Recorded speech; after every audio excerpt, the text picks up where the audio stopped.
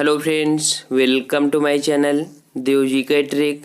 Friends, इस channel पर सभी कॉम्पिटिटिव एग्जाम की तैयारी कराई जाती है और परीक्षा की दृष्टि से जो टॉपिक महत्वपूर्ण होते हैं उनको बोर्ड के माध्यम से लाइव पढ़ाया जाता है।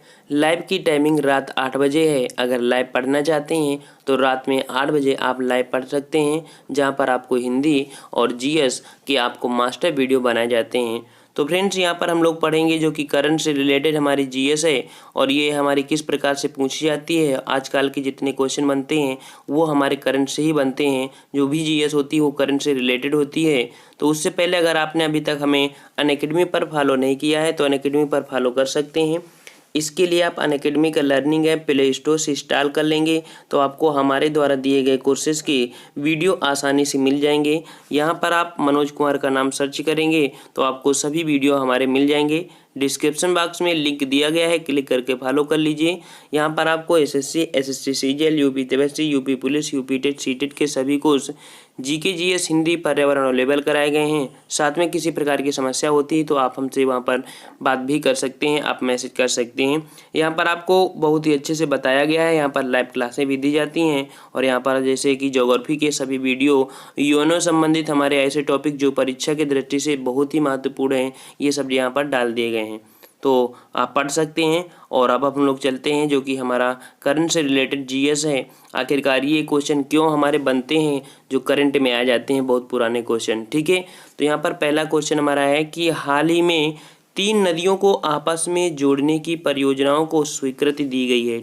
निम्नलिखित में से कौन इन 3 परियोजनाओं में शामिल नहीं है? तो 3 नदियों में हमने स्वीकृत दे दिया है, लेकिन इनमें से क्या है, एक हमारी नहीं शामिल है। इसमें कौन नहीं शामिल है तो देखते हैं। यहाँ पर हमारे कौन कौन से, देखो, केन बेतवा संपर्क है, उत्तरी कोयल और हमारी कौन सी यहाँ पर सोन परियोजना है, दमन गंगा व पिंजाल संपर्क योजना है, और चौथी हमारी कौन यहाँ पर है, चंबल बनास संपर्क योजना, और 5वीं है पार ताप्ती संपर्क जो कि नदी जो नर्मदा परियोजना है। 3 में से हमारी कौन कौन नहीं है तो यहाँ पर 2 और 4, 2 4 मतलब उत्तरी कोयल और सोन परियोजना इसमें से ही शामिल है, और चौथी हमारी ये चंबल व बना संपर्क परियोजना नहीं शामिल है। तो इनमें से हमारे जुड़े हुए क्वेश्चन हमारे क्या हो सकते हैं, तो देखो, जो केन और बेतवा संपर्क है ये किसके साथ है, तो उत्तर प्रदेश और मध्य प्रदेश के मध्य में। ठीक है, तो केन संपर्क जो हमारी है वो उत्तर प्रदेश, और यही हमारी पहली थी भी, और यही आपको याद भी करना है कि बेतवा हमारा क्या है, तो केन बेतवा संपर्क हमारी पहली नदी थी और ये उत्तर प्रदेश मध्य प्रदेश के बीच में है।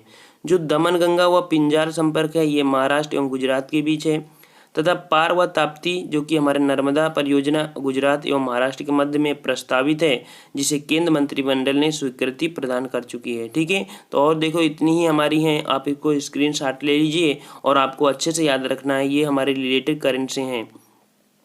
अगला क्वेश्चन हमारा दिया है कि न्यूजीलैंड की वांगनुई नदी वहाँ के किस द्वीप में स्थित है। काफ़ी अच्छी क्वेश्चन है, आपको अभी दिखाते हैं कि ये क्वेश्चन हमारा ऐसा क्यों बना है। तो ये हमारे कहाँ पर है, आपका सही जवाब होगा ए नंबर, जो कि हमारे उत्तरी द्वीप पर स्थित है। ठीक है, तो यहाँ पर देख सकते हैं ये वर्ष 2017 में न्यूजीलैंड की संसद ने वांगुई नदी को जीवित व्यक्ति का दर्जा दिया है। ठीक है, देख सकते हैं क्या है कि वांगुई नदी को जीवित व्यक्ति का दर्जा दिया है। यह नदी न्यूजीलैंड के स्थानीय जनजाति जो कि माओरी, ठीक है, न्यूजीलैंड की जनजाति कौन है, माओरी द्वारा पूजी जाती है।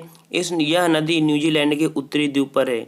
यह न्यूजीलैंड की तीसरी सबसे बड़ी नदी भी है। इसकी लंबाई 290 किलोमीटर है। यह नदी टोंगुरिरो पर्वत से निकलकर तस्मान सागर में गिरती है। कहाँ गिरती है, तस्मान सागर में गिरती है। गौरतलब यह है कि विश्व की पहली नदी है जिसे जीवित व्यक्ति या कानूनी दर्जा प्राप्त है। साथ ही न्यूजीलैंड स्थित उबेरा के पश्चात यह विश्व का दूसरा प्राकृतिक संसाधन है जिसे कानूनी पहचान प्राप्त हुई है। अच्छा, तो नेक्स्ट क्वेश्चन देख लेते हैं। निम्नलिखित कथनों में से सही है, केन और बेतवा यमुना की सहायक नदियां हैं और इनका उद्गम मध्य प्रदेश है। तो भाई सही है। और दमन गंगा व उद्गम जो गुजरात से होता है और यह अरब सागर में गिरती है। अभी देखते हैं क्या सही है। नर्मदा और ताप्ती मध्य प्रदेश से निकलकर अरब सागर में गिरती हैं। तो यहाँ कौन कौन सही है, तो 1 और 3। ठीक है, 1 और 3। देखो ये जो दमन गंगा है ये इसका उद्गम गुजरात से नहीं है, तो यहाँ पर देखते हैं कि कहाँ पर है। तो दमनगंगा का उद्गम महाराष्ट्र के नासिक जिले से पश्चिमी घाट क्षेत्र से होता है। नर्मदा का उद्गम अमरकंटक पठारी से हमारे जो कि मध्य प्रदेश से होता है। ठीक है, तो आपका देख सकते हैं कि हमारा कौन कौन सही है। यहाँ पर आपका फर्स्ट सही है, केन बेतवा यमुना की सहायक है और जो नर्मदा ताप्ती हैं मध्य प्रदेश से निकल कर गिरती हैं। अच्छा, नेक्स्ट क्वेश्चन देखते हैं जो कि हमारा सरदार सरोवर बांध से हो सकता है और देख सकते हैं किस प्रकार के क्वेश्चन इससे पूछे गए हैं या बन सकते हैं। तो आपको डेट याद रखना है, 17 सितंबर 2017 को प्रधानमंत्री नरेंद्र मोदी द्वारा राष्ट्र को समर्पित सरदार सरोवर बांध कब समर्पित किया गया था? 17 सितंबर 2017 को। और इसके संबंध में क्या सही है? ठीक है, तो देखो इस बांध की आधारशिला 5 अप्रैल 1961 को प्रधानमंत्री जवाहरलाल नेहरू ने रखी थी। और इस बांध से 4 प्रमुख हमारे राज्य हैं जो कि गुजरात है, मध्य प्रदेश है, महाराष्ट्र है, राजस्थान लाभान्वित होंगे। और इस परियोजना के निर्माण के लिए भारतीय स्टील प्राधिकरण लिमिटेड ने 80% अर्थात 85,000 टन स्टील जो उपलब्ध कराया है। अब हम लोग देख सकते हैं कि इसमें क्या क्या सही है। तो यहाँ पर हमारे तीनों सही हैं, अर्थात ये सही है, पूरी बात है। और इससे जुड़े हुए हम पॉइंट देख लेते हैं कि कौन पॉइंट हमारे हो सकते हैं एग्जाम में। देखो, सरदार सरोवर बांध गुजरात में कौन सा गांव है? तो यहाँ नवाग्राम में नर्मदा नदी पर बनाया गया है। अदालती मुकदमों में इस परियोजना के कारण विस्थापित हुए ग्रामीणों के प्रदर्शन के कारण इस बांध को तैयार होने में करीब 56 वर्षों का समय लग गया है। कितने वर्षों का? 56 वर्षों का समय लग गया है। जो सरदार सरोवर बांध है वो हमारा 138.68 मीटर ऊंचा है और इस परियोजना से कच्छ और सौराष्ट्र अधिकार जो कि सूखा क्षेत्र में थे उसमें भी सिंचाई हो सकेगी।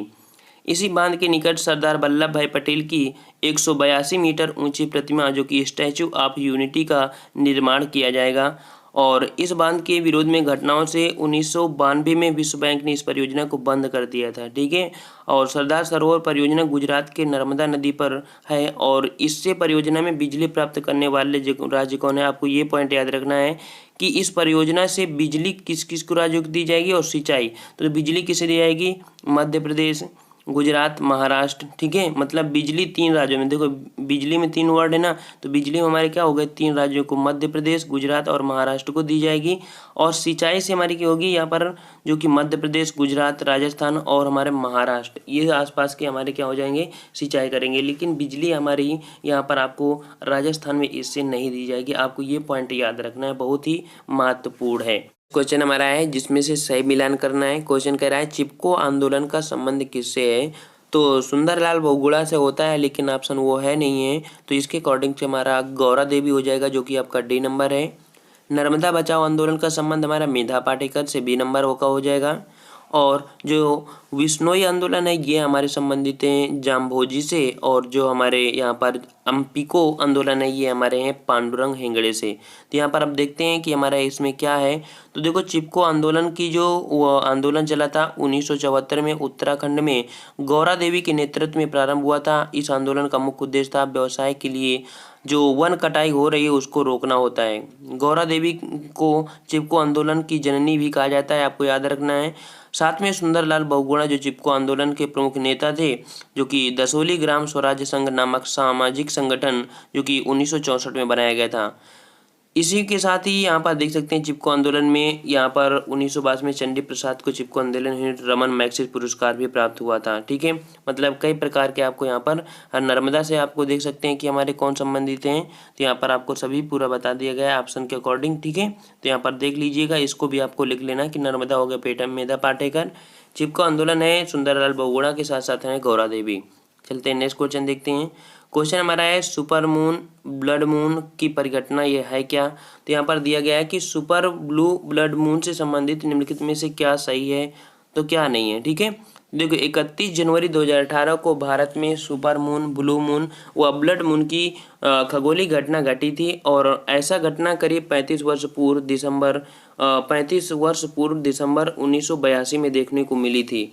तो क्या सही है हमारा? यहाँ पर सी नंबर आपका सही है, केवल आपका 1 और 2। ठीक है, 1 और 2 आपका दोनों सही है।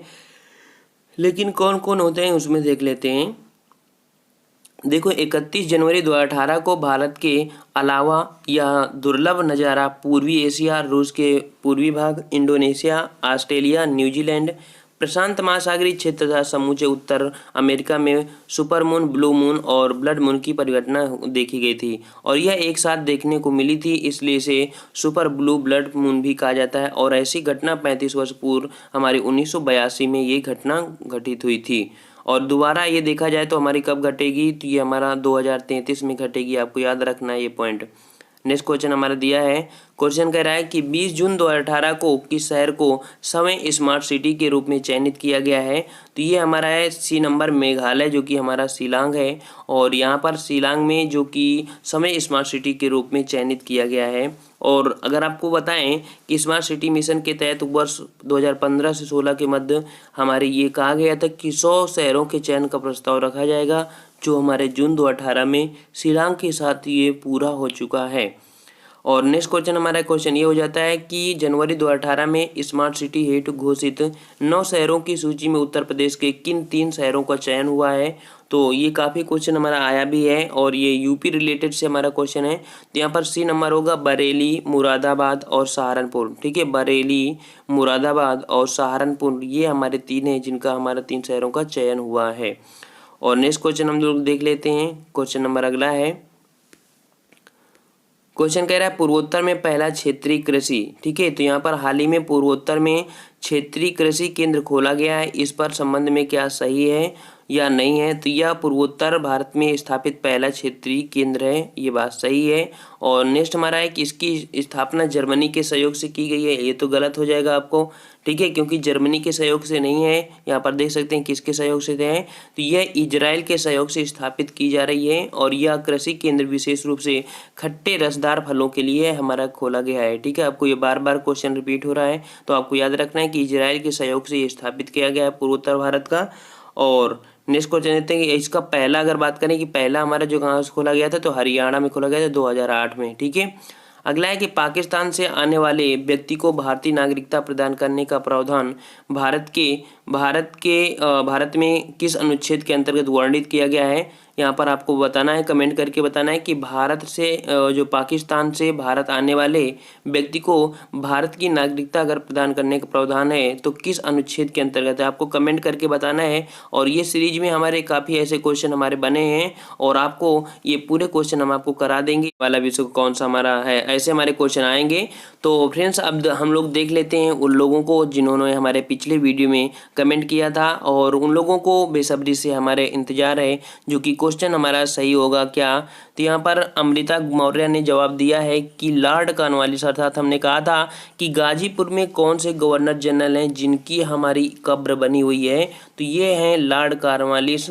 किन्होंने जवाब दिया है, और एक साथ में था कि बुंदेलखंड का हिस्सा कौन है, तो महोबा है, क्योंकि मथुरा के आसपास कौन सा क्षेत्र है जो कि सूरसेन हो रहा। अच्छा, हमने इतने क्वेश्चन हमने दिया था, यहाँ पर जवाब किसने दिया है, तो यहाँ पर काफ़ी लोग आज आ गए हैं, जैसे अमृता मौर्य हैं, रवि सिंह है और सुबोध कुमार हैं, लोकेश कुमार हैं, साथ में यहाँ पर हैं आपके हेमंत कुमार हैं, पप्पू यादव जी हैं, पप्पू यादव, और साथ में अनीश कुमार हैं, सीमा शुक्ला हैं, यहाँ पर राहुल जी हैं, राहुल कुमार हैं, और प्रिंस श्रीवास्तव हैं, और राहुल कुमार, और साथ में ये हैं लोगों ने हैं।